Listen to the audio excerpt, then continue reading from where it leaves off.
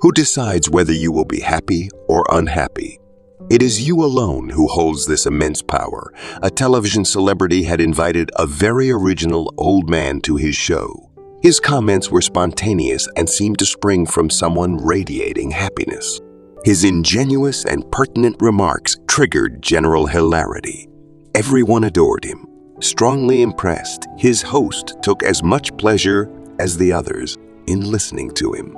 Finally, he asked his guest what made him so happy. "You must probably hold the secret to happiness," he suggested. "No," replied the old man, "there is no secret. It's clear how 2 and 2 make 4. When I get up in the morning," he explained, "I have the choice to be happy or to be unhappy. And what do you think I choose? I choose to be happy.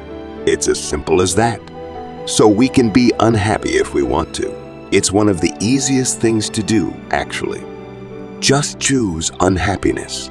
Constantly tell yourself that everything is going wrong, that nothing that happens to you satisfies you, and you can be sure that you will become truly unhappy. Instead, tell yourself everything is going wonderfully. Life is beautiful. I choose happiness, and you will see your affirmations come true in the same way. Children are more easily happy than adults. The person who manages to preserve the soul of a child throughout his life is a genius, because he will have succeeded in keeping intact this youthful joy of living.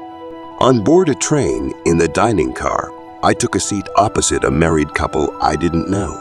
The woman was richly dressed as revealed by her fur, her diamonds, and her elegant suit, but you could tell that she was very uncomfortable in her skin. She declared out loud that the carriage was unpleasant and drafty, that the service was terrible and the food was disgusting. She complained and got angry all the time. Her husband, on the other hand, was a warm, affable, and seemingly easygoing man. He was obviously taking things as they came. He seemed embarrassed by his wife's unpleasant attitude, and even a little disappointed since he was taking her on a trip for pleasure. To lighten the mood, he asked me what I did for a living and then told me that he was a lawyer. But he made a big mistake when he added with a smile, "My wife works in a factory." This was so surprising because she was not at all the industrial or administrative type. I then asked her, "Who does she make then?" "Is misfortune," he replied. "She creates her own misfortune." Despite the icy silence that followed this ill-advised observation, I was grateful to him for making the remark because it perfectly described what many people do. They create their own misfortune. And this is also very regrettable because life already has enough problems that disturb our happiness without it being necessary to create more. It is insane to create our own misfortune in this way, to add it to the innumerable difficulties of life against which we can do nothing, or almost nothing. The habit of happiness is acquired simply by thinking positively. Make a list of positive, happy thoughts and repeat them several times a day. If a negative thought crosses your mind, stop it immediately. Forcefully reject it and immediately replace it with a positive thought. Every morning, before you get up, lie in bed and fill your conscious mind with happy thoughts. Let the images of positive experiences you hope to have during the day run through your mind.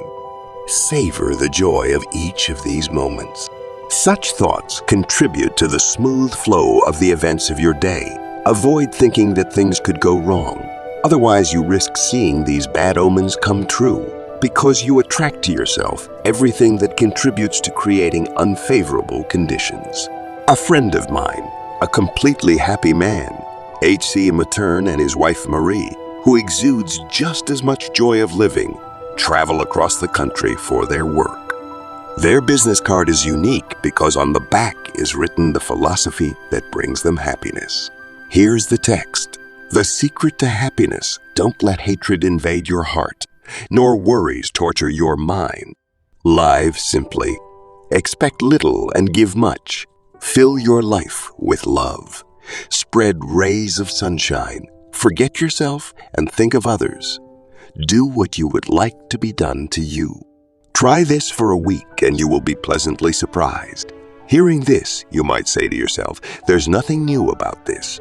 But if you've never tried to adopt these principles, it will be completely new to you.